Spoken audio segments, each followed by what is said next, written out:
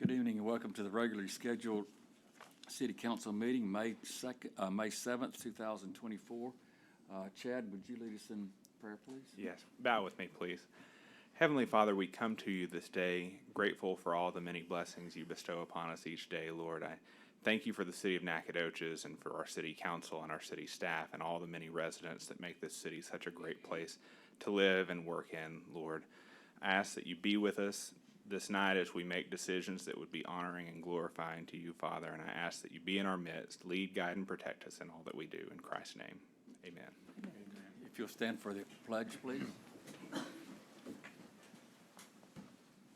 pledge allegiance to the flag of the United States of America and to the republic for which it stands, one nation, under God, indivisible, with liberty and justice for all. Honor the Texas flag. I pledge allegiance to thee, Texas, one state under God, one and indivisible.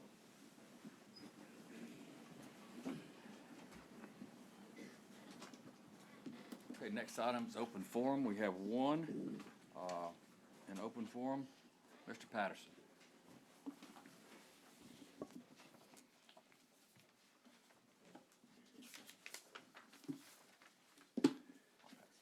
Good evening.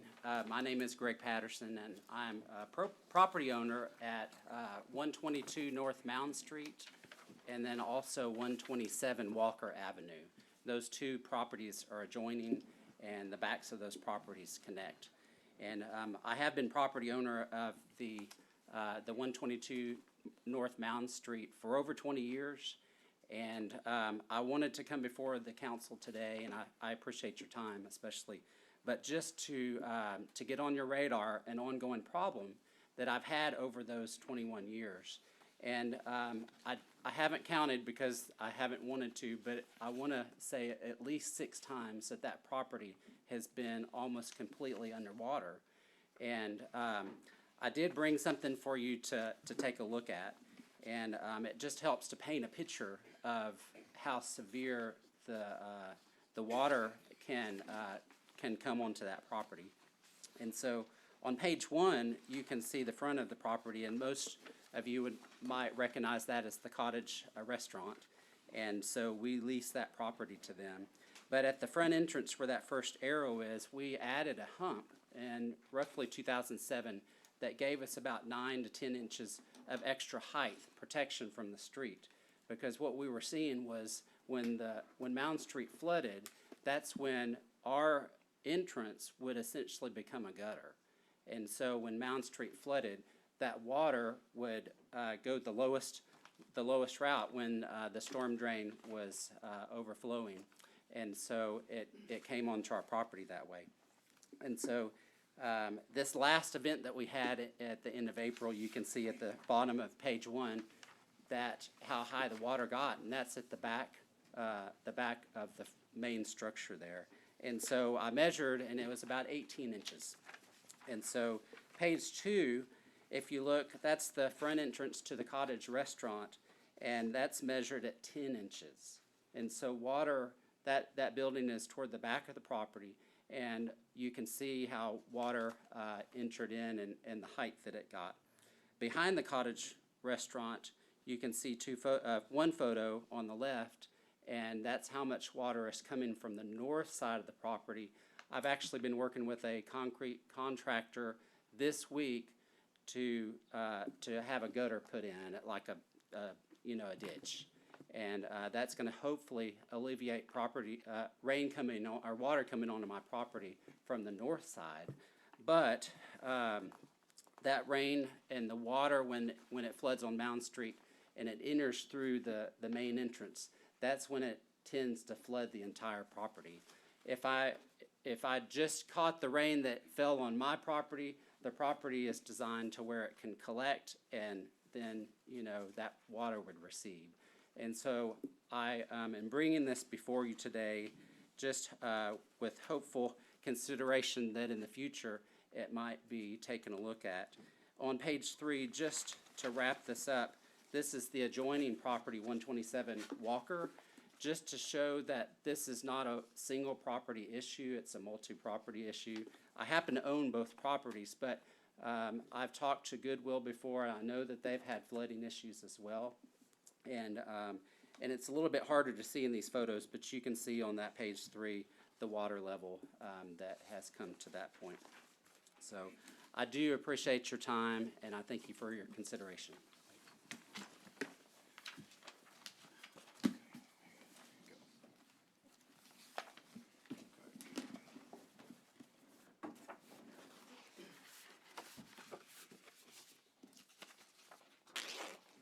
Okay.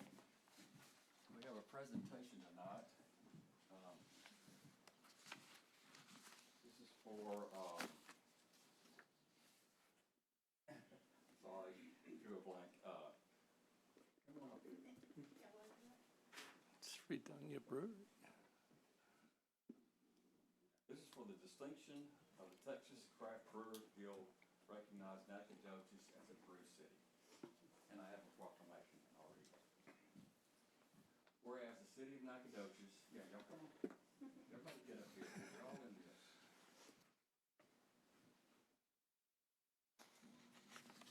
Whereas the city of Nacogdoches recognizes the economic, cultural, and social contributions of the craft brewing industry to our community. And whereas the craft brewing industry in Nacogdoches has grown significantly in recent years, fostering entrepreneurship, job creation, and tourism. And whereas the craft breweries in Nacogdoches have become cherished local gathering places, contributing to the vibrancy and character of our city.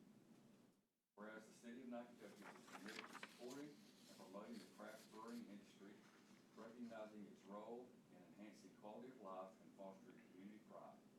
And whereas our Texas community calls upon residents and visitors of Nacogdoches to explore and support the craft breweries in our city, fostering a thriving and inclusive craft beer culture. And whereas the city of Nacogdoches is proud to be a part of the Texas Craft Brewers Guild Brew City Texas program, uniting cities and municipalities across the state in celebrating craft beer tourism and economic development. Now therefore it be proclaimed that I, Randy Johnson, Mayor of the city of Nacogdoches, and on behalf of the city council, extend our appreciation to the Texas Craft Brewers Guild for their leadership in promoting and advancing the craft brewing industry in Texas. Thank you very much. There you go.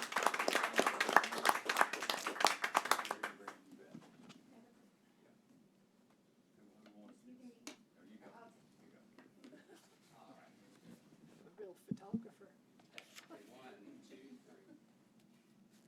Great. Okay, thank y'all very much.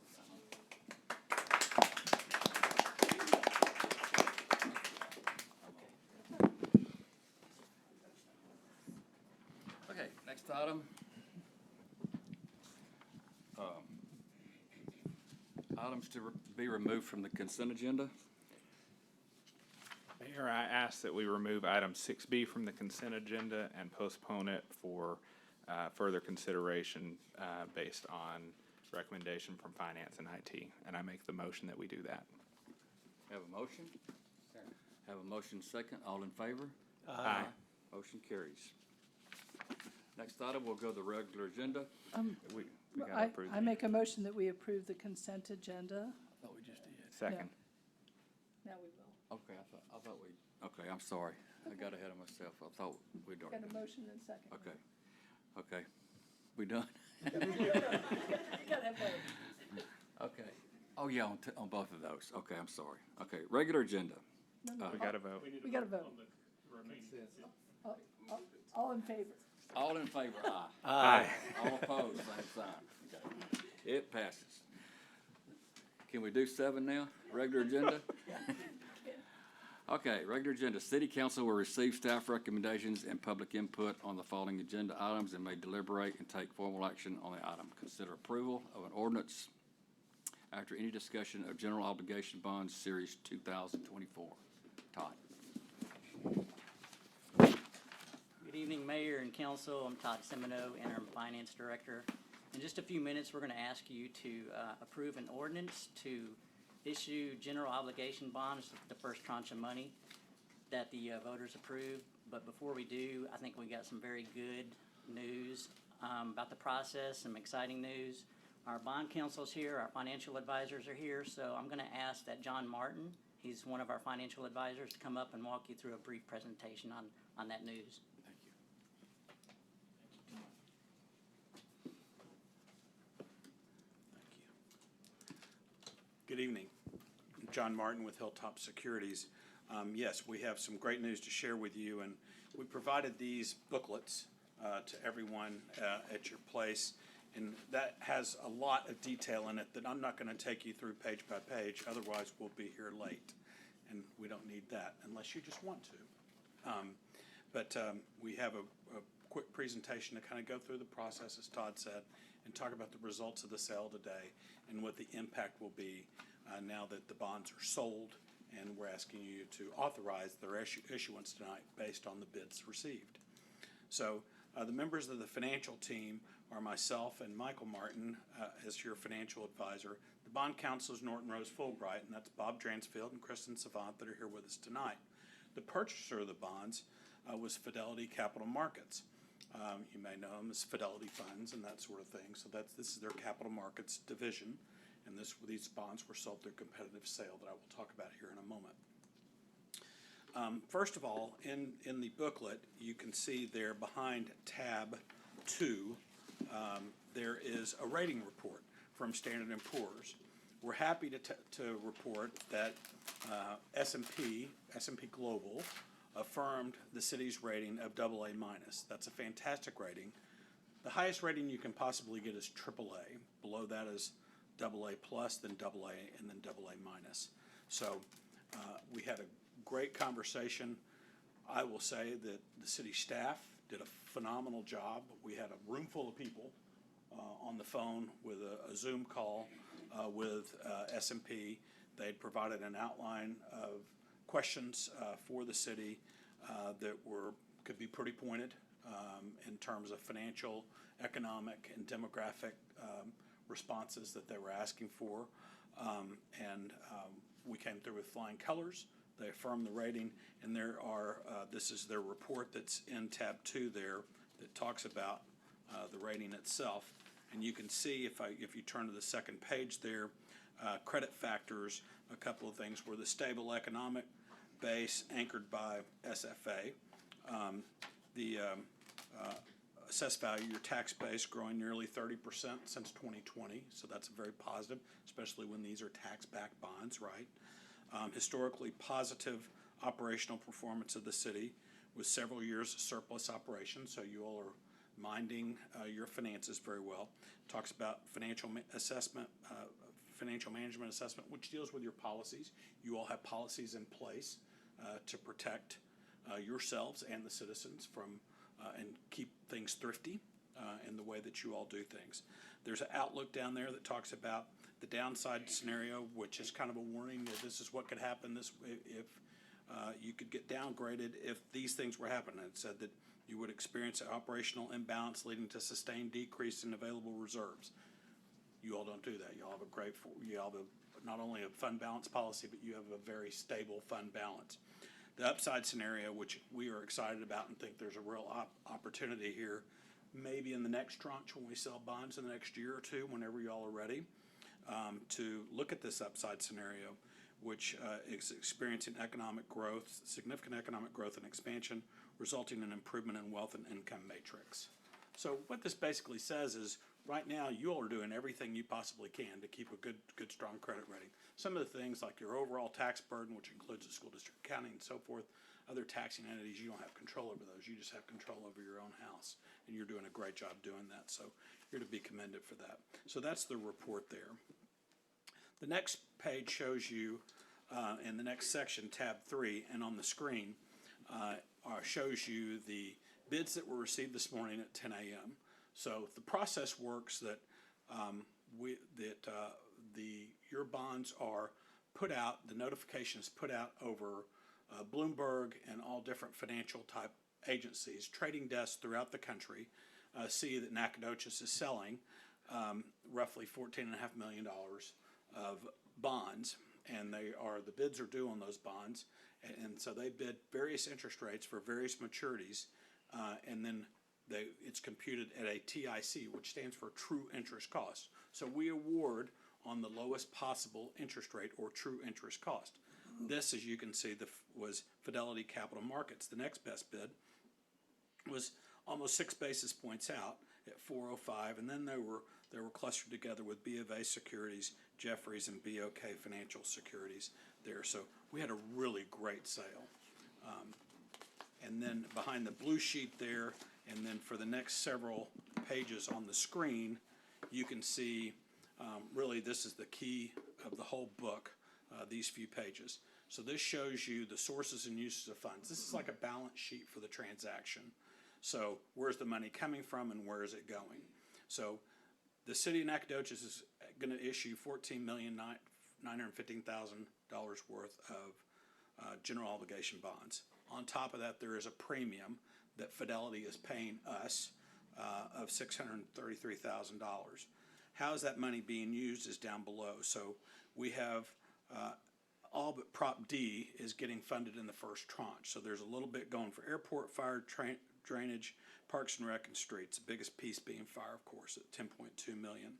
So it's the most than $2.5 million for streets after that. So these will everything that you all asked for in the first tranche. This is what's being funded in this first period. So you'll have the remainder of the authorization to sell over the next several years whenever you determine you're ready for it. Other than that, there's the cost of issuance. There's going to be a budget that I'm going to show you there in a minute.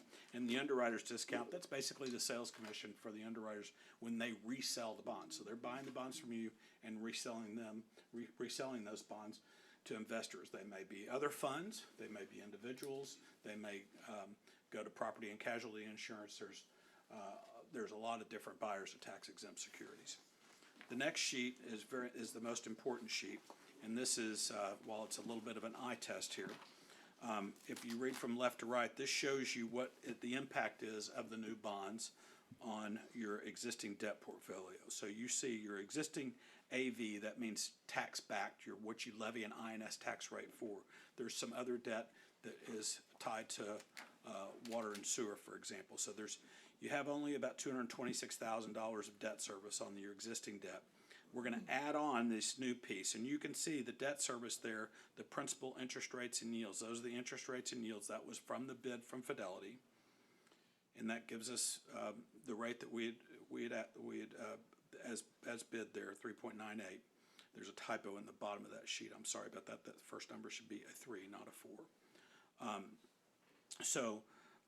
The debt service payment under the total column, that's column 6, shows you that we're going to be roughly $990,000 for several years, and that's the shorter term type projects.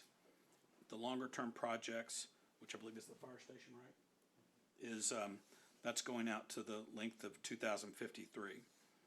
So we've used a useful life, average useful life, which is very good financial management.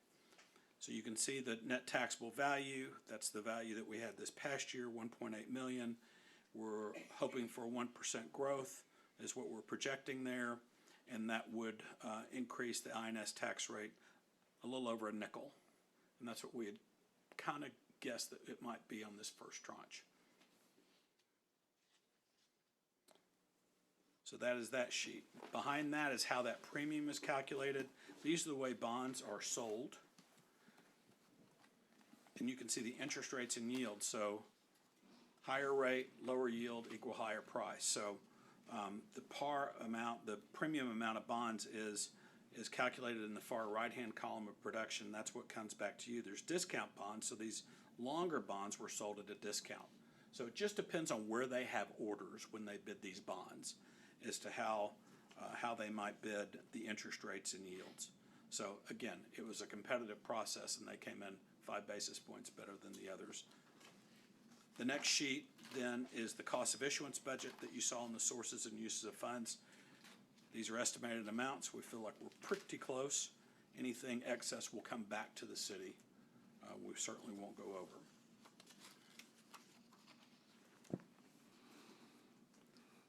And then behind tab 4, that is the notice of sale and preliminary official statement.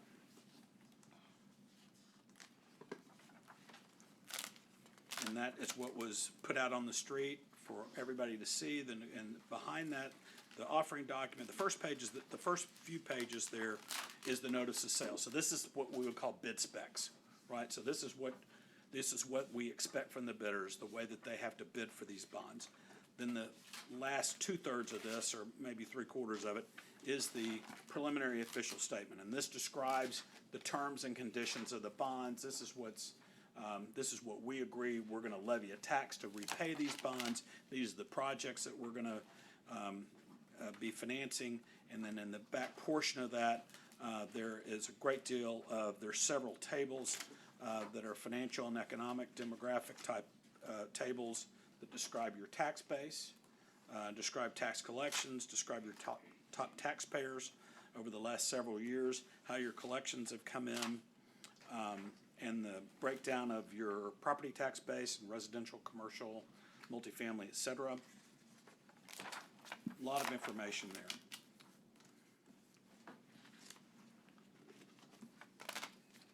And I'm happy to answer any questions. Also, if Dransfield wants to add anything, he's here too to answer any questions or add what's needed. I have one question. Yes, sir. What year can you pay these bonds off? That's a great question. I should have mentioned that. They have a 9-year par call on them. So a lot of times you see 10-year par call. So in 2033, September 1, 2033, we may call these bonds. If you don't have the cash, you can always refinance those bonds at a lower rate at that point in time. But the bondholder has to have call protection for some period of time that he's assured that yield. But there is no prepayment penalty After the 9 years? after the 9 years. Anybody else? Questions? You ready for a motion? Yep. I am. Anybody have any questions? I move to adopt the ordinance authorizing the issuance and sale of City of Nacogdoches General Obligation Improvement Bonds Series 2024 and approving all matters incident thereto. Second. Okay, we have a motion second. All in favor? Aye. Motion carries. Okay. Short meeting. Thank y'all for coming. This meeting is adjourned. God bless the great city of Nacogdoches, Texas.